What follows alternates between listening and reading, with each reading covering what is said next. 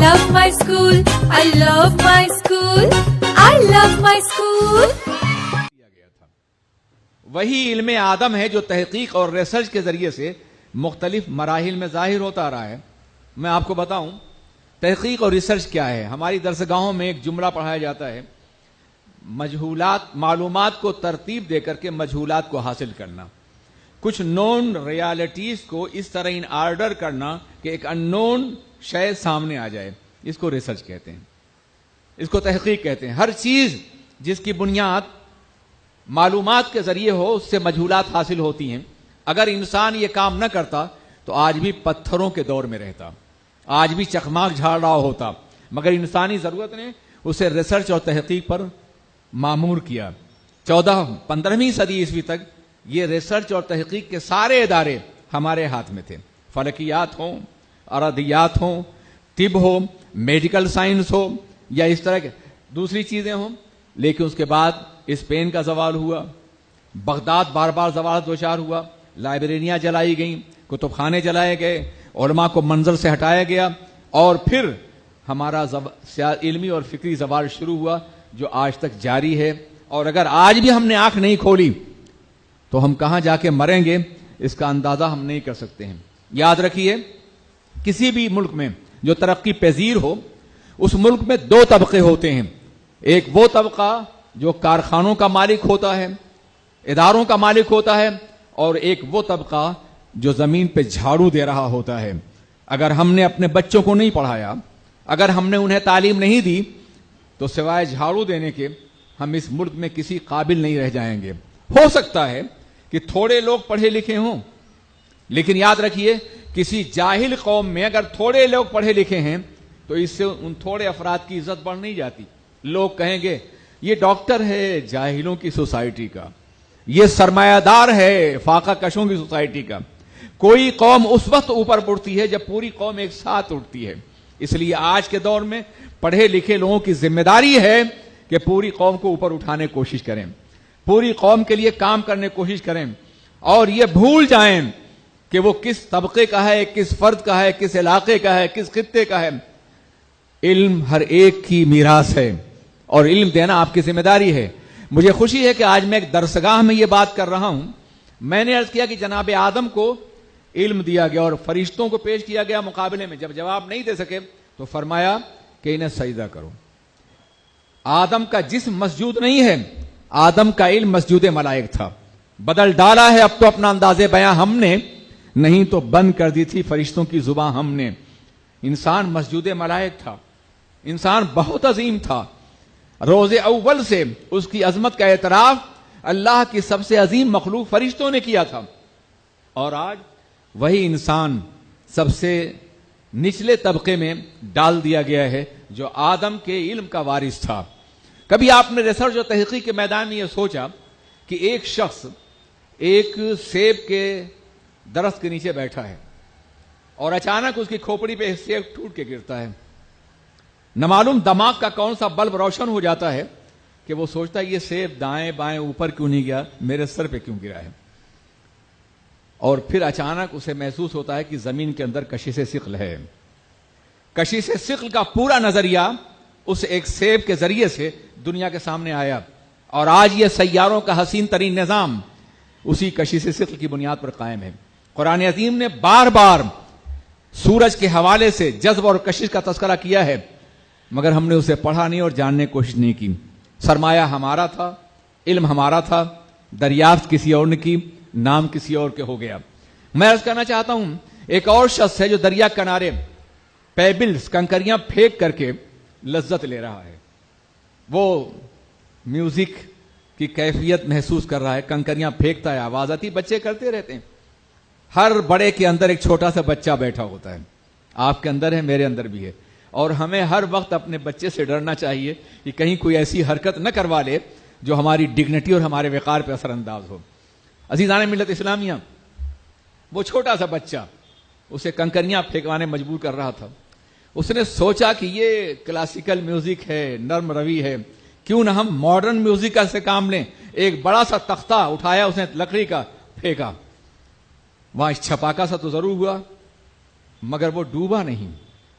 وہ سوچتا رہا کہ یا اللہ یہ کنکریاں ڈوب جاتی تھیں اور اتنا بڑا تختہ کیوں نہیں ڈوبا. اس کے بعد اس نے ایک نظریہ ایجاد کیا. اچانک دماغ کا کوئی بلب روشن ہوا اور اس نے کہا کہ جو چیز پانی کی جتنی سطح کو گھیرے گی اتنی ہی اوپر رہے گی, نیچے نہیں جائے گی. پورا نظام آج کل جہازوں کا اسی بنیاد پر قائم کیا گیا ہے جو ایک شخص نے کبھی دریافت کیا تھا. آپ اندازہ فرمائیں, ایک شخص ہے جو کھانا پکا رہا ہے اور بھاپ ڈھکن اٹھا دیتی ہے, اس پہ کوئلہ رکھتا ہے اسے بھی اٹھا دیتی ہے. اچھا بھاپ اتنی طاقتور ہے. اس کے بعد ریلوے کا انجن تشکیل دیتا ہے وہ. آپ نے ایسے ہزاروں واقعات تحقیق اور ریسرچ کی بنیادیں پڑھے ہوں گے جس کو دہرانے کی ضرورت نہیں ہے. آپ تو درسگاہ کے لوگ ہیں, پڑھتے بھی ہیں اور پڑھاتے بھی ہیں. میں عرض کرنا چاہتا ہوں کہ کسی چیز کی دریافت اس وقت تک نہیں ہو سکتی جب تک کہ اس کا وجود نہ ہو. To find something it is very important to accept existence. کسی چیز کو دریافت کرنے کے لیے اس کے ایگزسٹ کو تسلیم کرنا پڑے گا. اگر گریویٹی تھی ہی نہیں, اگر یہ کانسیپٹ تھا ہی نہیں پانی کے پھیلاؤ کا, انسانی ذہن میں دریافت کیسے ہوا؟ دریافت دراصل انسان کے تحت شعور کو لاشعور اور پھر شعور میں لے آنا ہوتا ہے. کوئی چیز انسان کے تحت شعور میں ہے, جب شعور میں آتی ہے تو دریافت بن جاتی ہے. آدم علیہ السلام کو ان سب کا علم دیا گیا تھا اور آدم کی اولاد میں اسے امانت رکھ دیا گیا. اور جب اللہ نے چاہا تو آدم کے کسی بیٹے نے آدم کے علم کو تحقیق کے ذریعے سے دنیا کے سامنے پیش کیا. ہم نے آدم کو سارے علوم دیے تھے. عزیزان ملت اسلامیہ, یہ ہمارا ورثہ تھا, ہم اس سے بہت دور کر دیے گئے اور مسلسل ہم نقصانات سے دوچار ہو رہے ہیں. میرے عزیز ساتھیوں, یہ ایک ادارہ ہے ہمارے, اسے ایک آئیڈیل ادارہ بنا کر کے پوری دنیا میں اس کی مثال قائم کیجئے. مولانا فرما رہے تھے کہ صرف ایجوکیشن کافی نہیں ہے. آج دنیا میں جتنے بڑے مظالم ہو رہے ہیں وہ ویل ایجوکیٹڈ لوگ کر رہے ہیں. آج آسمانوں سے آگ کی بارش ہو رہی ہے تو تعلیم یافتہ طبقہ کر رہا ہے. آج اگر پورے بر اعظم کو بھوک میں مبتلا کیا گیا ہے تو تعلیم یافتہ طبقہ کر رہا ہے. اگر چھوٹے سطح پر آج اگر رشوت ستانی ہے تو تعلیم یافتہ طبقہ کر رہا ہے. آج بے ایمانی اور فراڈ ہے تو تعلیم یافتہ طبقہ کر رہا ہے. آج انسانوں کا استحصال ہے تو تعلیم یافتہ طبقہ کر رہا ہے. اگر تعلیم ہدایت کے لیے کافی ہوتی تو آج دنیا میں کوئی برائی نہیں ہوتی. تعلیم پھیل رہی ہے, برائیاں کم ہوتی چلی جاتی. تعلیم کے ساتھ اخلاق ضروری ہے, تعلیم کے ساتھ دین ضروری ہے, تعلیم کے ساتھ روحانی تربیت ضروری ہے, تعلیم کے ساتھ انسانوں سے محبت ضروری ہے, تعلیم کے ساتھ انسانوں کی اقدار کو پہچاننا ضروری ہے, تعلیم کے ساتھ سویلائزیشن ضروری ہے, تعلیم کے ساتھ تہذیب ضروری ہے, تعلیم کے ساتھ وہ آئین ضروری ہے کہ جس کے ذریعے سے انسان کا احترام کر سکے, اور یہ اسلام کے بغیر ممکن نہیں ہے. آج پوری دنیا میں سیکولر نظام تعلیم میں باضابطہ طور پر اخلاقیات کو الگ کر دیا گیا. کبھی پڑھائی جاتی تھیں, آج اخلاقیات نہیں پڑھائی جاتی, بلکہ اخلاقیات کے بارے میں مغرب کا یہ تصور ہے کہ اخلاقیات کا دباؤ انسان کی ذہنیتوں کو دبا دیتا ہے. اس کی ضرورت نہیں ہے, کرنے دو جو یہ کرنا چاہتا ہے, یہ جو کرے ٹھیک ہے وہ کر رہا ہے. نتیجہ کیا ہوا؟ سائنس کا علم حاصل کیا, آج ہمارے پاس ہوتا تو نقشہ بدل گیا ہوتا. اگر آج ہم خلاؤں میں پرواز کرتے تو بات دوسری ہوتی. لوگوں نے علم حاصل کیا, تحقیق کی, ایٹم کو باضابطہ توانائی بخشی, ایک ذرے کو بے پناہ قوت عطا فرمائی. یا ہماری درسگاہ کے علماء ہوتے تو ہم بتاتے کہ ذرے پہ بحث 1400 سال سے ہم کر رہے ہیں. بہت ضابطہ تو ایک بہت بڑی بحث چلتی ہے, جزو لا یتجزا. کیا کوئی ایسا جز ہے جس کی تقسیم نہ ہو سکے, جو ڈیوائیڈ نہ ہو سکے؟ تو ہمارے علماء باضابطہ ذہنی طور پر ڈیوائیڈ کرتے رہے کہ ایک جز کو چاہے کتنا ہی چھوٹا ہو 2 جز کے درمیان میں رکھیں, 2 کنارے نکلیں گے تو تقسیم ہو گئی. وہ تقسیم کر رہے ہیں, خیالی تقسیم. آج تقسیم بھی ہو گئی ہے, دریافت بھی ہو گئی ہے, اور ایٹمی توانائی بھی دنیا کے سامنے باضابطہ موجود ہے. میں عرض کرنا چاہتا ہوں کہ آپ ذرا سوچیں, آج یہ ساری قوتیں دین کے بغیر حاصل کی گئیں, مذہب کے بغیر حاصل کی گئیں. نتیجہ کیا ہوا کہ لوگ آسمانوں پہ پرواز تو کر رہے ہیں مگر آگ کی بارش بھی کر رہے ہیں. ہیروشیما اور ناگاساکی بھی ہمارے سامنے ہے. قسم خدا کی اگر مسلمانوں نے سائنسی اعتبار سے ترقی کی ہوتی اور ہم خلاؤں میں پرواز کرتے تو آسمان سے آگ کی بارش نہیں, رحمت کے پھول برساتے. اس لیے کہ مصطفیٰ کی تربیت کبھی گوارا نہیں کرتی کہ انسانوں پہ ظلم کیا جائے, آبادیاں تباہ کی جائیں, اور آبادیوں کو برباد کیا جائے, وسائل چھینے جائیں اور آبادیوں کے معیشتی اور معاشی تمام ضروروں کو ختم کر دیا جائے. سرکار کی تعلیم یہ گوارا نہیں کرتی. عشق ناپید خیرزمی گدر صورت مار, عقل کو تابع فرمانے نظر کر نہ سکا, ڈھونڈنے والا ستاروں کی گزرگاہوں کا اپنے افکار کی دنیا میں سفر کر نہ سکا. جس نے سورج کی شعاؤں کو گرفتار کیا, زندگی کی شب تاریک سحر کر نہ سکا. اپنی حکمت کے خم و پیش میں ایسا الجھا, آج تک فیصلہ نفع و ضرر کر نہ سکا. آج تک ہم یہ نہیں جان سکے کہ نفع کیا اور نقصان کیا ہے. عجیب بات ہے, ریسرچ اور تحقیق کی اس دنیا میں انسان نے ہر چیز کے بارے میں جاننا چاہا, ذرے سے لے کے آفتاب تک, لیکن انسان نے کبھی اپنے بارے میں جاننا نہیں چاہا. آج کا انسان اپنے بارے میں نہیں جانتا ہم کون ہیں, ہماری ابتدا کیا ہے, ہماری انتہا کیا ہے, ہمارا مقصد کیا ہے. ہم فزیکلی یقیناً اناٹومی کے ذریعے سے, فزیکل کی تعلیم کے ذریعے سے اپنے وجود کا تجزیہ کر سکتے ہیں, مگر مقصد حیات کو نہ ہم جانتے ہیں اور نہ سمجھتے ہیں. یہ صرف مذہب ہے جو انسان کو یہ بتاتا ہے کہ تم کہاں سے ہو, کہاں تک ہو, تمہاری حیثیت کیا ہے.